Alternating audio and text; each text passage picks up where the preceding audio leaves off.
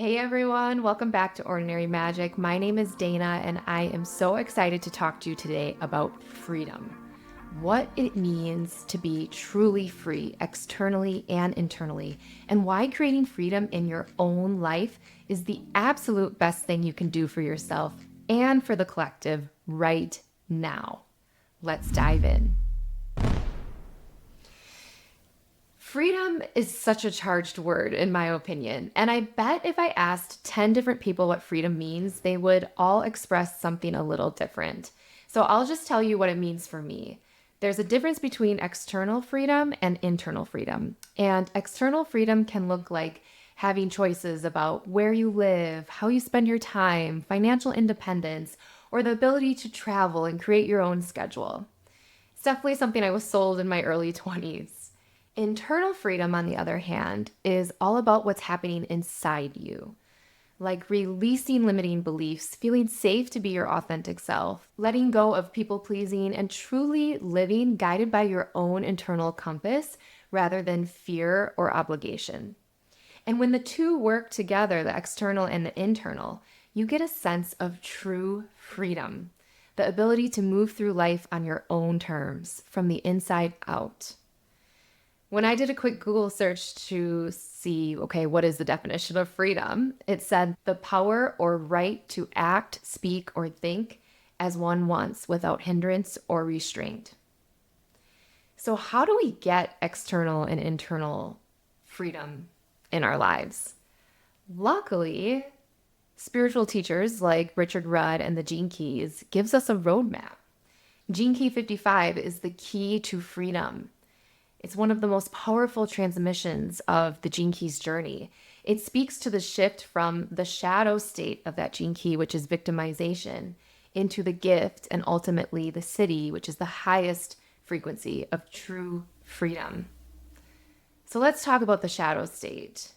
The shadow of victimization shows up as our deep craving for external validation. At the ego level, we want to know we exist, that someone sees us, likes us, approves of us, sometimes feels bad for us. It's why we cling to suffering, because suffering gives us an identity. Without it, we feel unimportant and on some deep level like we could just disappear. But Gene Key 55 tells us that everything we are searching for, the money, love, enlightenment, relief from suffering, is actually a search for freedom. Freedom from suffering. Freedom from the separation consciousness that this matrix or Maya has us believing is real. So I invite you to gently ask yourself, where in my life do I feel like I'm not free? Just ask that question, set a timer, write a bunch of places down. Is it in relationships, finances, your living situation, in your physical body? Is it spiritual? Where am I still playing the victim? Noticing that this isn't about shaming yourself. It's a doorway. When you can see where you're holding on to your victim story, you're already loosening its grip on you. True freedom doesn't come from piling on more layers. It comes from letting go of agendas, of the need to be noticed all the time, of the constant search for validation and overperformance. You could achieve every material milestone, and we've heard this story from so many successful people. The big house, the dream vacations, the seven-figure business. But if you haven't gone inward and really freed yourself from the mind's stories, the unprocessed emotions, and the grief you have still waiting to be felt, you'll keep looking for freedom in external things instead of creating it from within. Real freedom is living from joy and delight, as though you've already achieved every external goal you desire, as though you've already made it. And we hear that in manifestation. Be the frequency of the thing that you're trying to manifest, as if you're already there. From the ego's point of view, that emptiness of you emptying out from your story feels terrifying.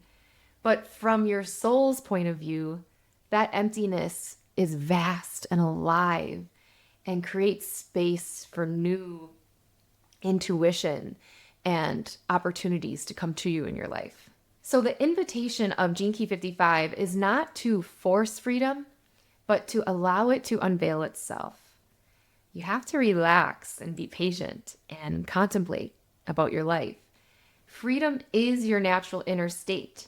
The more you contemplate it, the more life will show you where you're still bound up. And as you begin to drop those layers, you'll discover a freedom that isn't dependent on circumstances, a state of being that can't be taken away from you. And I can give you an example. I'm pretty I'm making an excuse right now. I was about to say I'm creative, I'm pretty right-brained, and so I haven't always kept an organized house.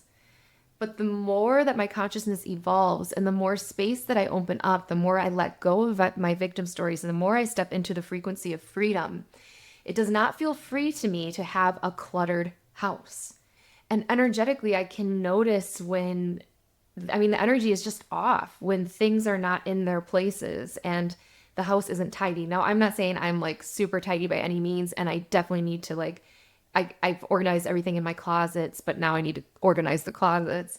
But I can tell that every evolution of your journey into your next level of consciousness, as you raise your frequency from these shadow states to their gifts and ultimately their siddhis, energetically, you'll notice things that are not in alignment for you anymore. And it's not in alignment for me anymore to have a cluttered mess, because the cluttered mess on the outside is directly correlated to the victim state on the inside. And the more that I go to work on stepping into that freedom state on the inside, the more that I want to feel free externally too. I hope that story shows you a version of the journey from victimization to freedom. Not a climb upward, but more of a softening inside, a willingness to be empty enough, a willingness to contemplate on what's going on. Why does the energy feel off here? Again and again, by what life is bringing you.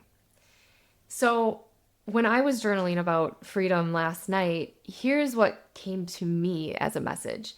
Freedom is our North Star to the new earth. If we each take responsibility for where we are at in our life right now, physically, mentally, financially, in our relationships, every category, if every single person was awake and aware of their own ability to change their narrative, change their story, then they'd be able to create emotions of peace, love, harmony, and just the joy of being alive. If you took that upon yourself, and everyone did, to be fully free of the mind and this matrix or Maya, we would harmonize the darkness, the destruction, and the polarization of this planet. And this action, I 100% believe, starts from within. And then as I was journaling that, the song lyrics from Hero popped into my head. I think it's by Mariah Carey.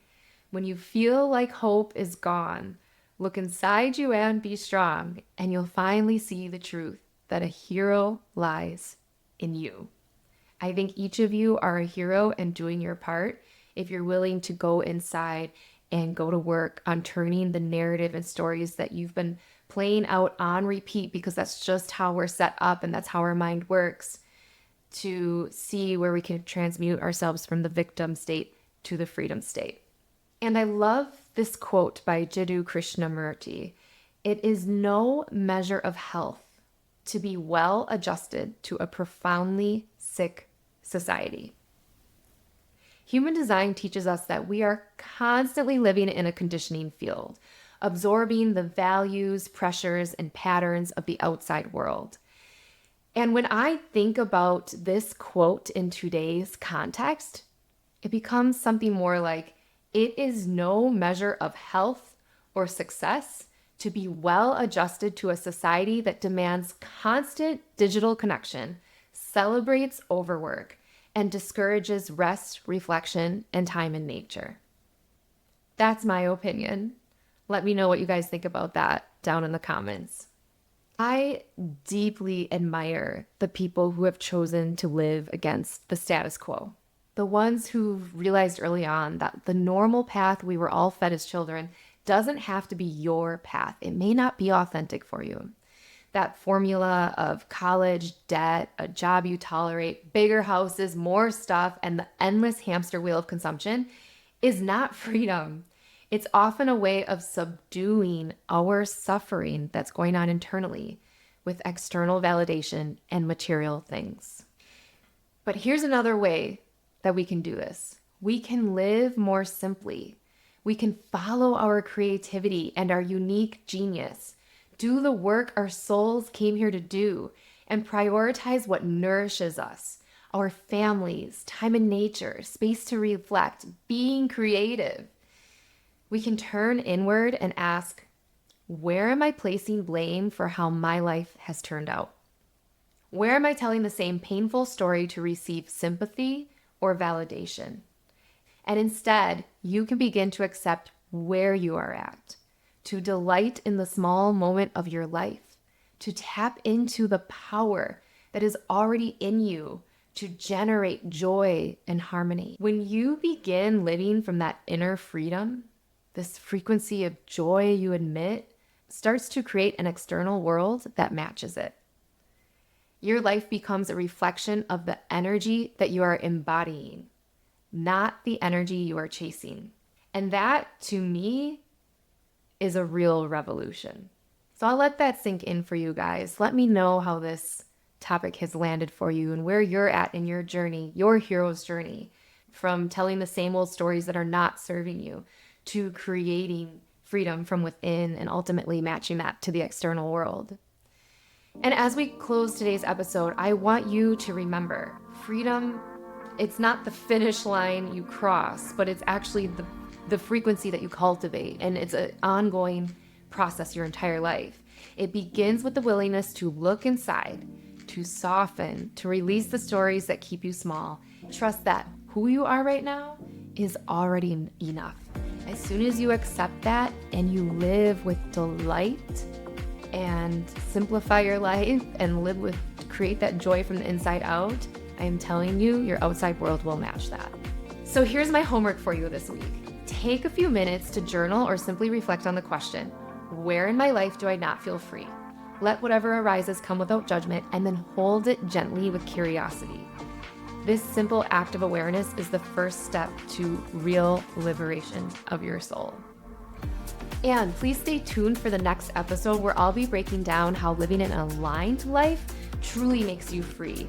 It's the practical ways you can weave alignment and your authentic expression into your daily life so that freedom isn't something you're just chasing, but it's something you are embodying. And thank you so much for being here, for watching, whether you are on YouTube or on the podcast. If this episode resonated with you, share it with someone who pops into your head, who might need to use this little reminder about how powerful they truly are. And remember, the journey to freedom starts from within you. And every small step you take towards that ripples out to the rest of the collective. So it is truly a gift to humanity. All right, until next week.